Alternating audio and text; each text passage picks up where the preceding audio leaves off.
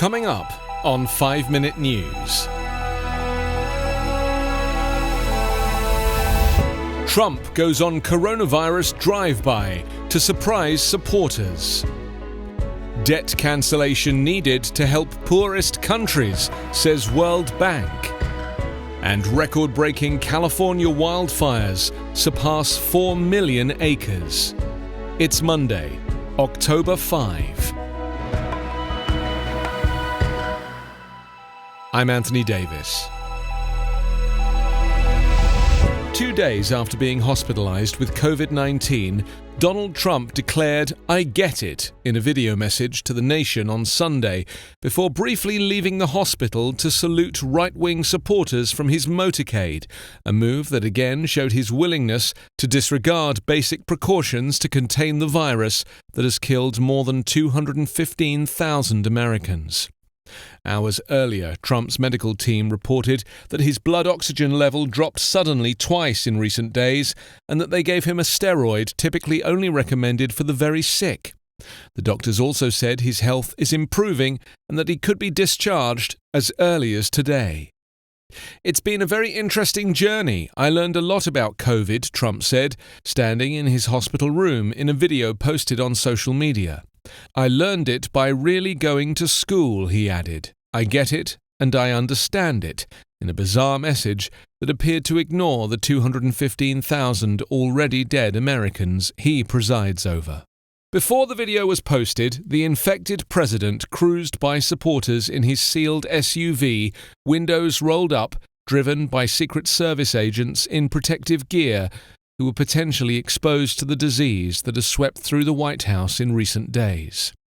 "This is insanity," tweeted Dr. James P. Phillips, an attending physician at Walter Reed National Military Medical Center, where Trump has been hospitalized since Friday evening. "Every single person in the vehicle during that completely unnecessary presidential drive-by just now has to be quarantined for 14 days. They might get sick. They may die," the doctor wrote. "For political theater, commanded by Trump to put their lives at risk for theater." Meanwhile, former Vice President Joe Biden's campaign said the Democratic presidential nominee had again tested negative for coronavirus on Sunday. The results come 5 days after Biden spent more than 90 minutes on the debate stage with Trump. Biden had 2 negative tests on Friday as well. Trump's doctors earlier in the day sidestepped questions about exactly when Trump's blood oxygen dropped, an episode they neglected to mention in multiple statements the day before, or whether lung scans showed any damage. It was the second straight day of confusion and obfuscation from a White House already suffering from a credibility crisis.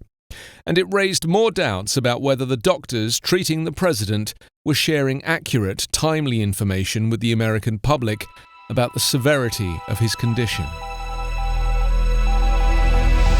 The COVID-19 pandemic could trigger a debt crisis in some countries, so investors must be ready for granting some form of relief that could also include debt cancellation, World Bank President David Malpass was quoted as saying yesterday. "It is evident that some countries are unable to pay the debt they have taken on. We must therefore also reduce the debt level. This can be called debt relief or cancellation," Malpass said in an interview. "It is important that the amount of debt is reduced by restructuring," Malpass added. He pointed to similar steps in previous financial crises, such as in Latin America and the so-called HIPC initiative for highly indebted countries in the 1990s. Rich countries last month backed an extension of the G20's debt service suspension initiative, approved in April to help developing nations survive the coronavirus pandemic, which has seen 43 of a potential 73 eligible countries defer $5 billion in official sector debt payments. Amid warnings the pandemic could push 100 million people into extreme poverty, Malpass renewed his call for private banks and investment funds to get involved too.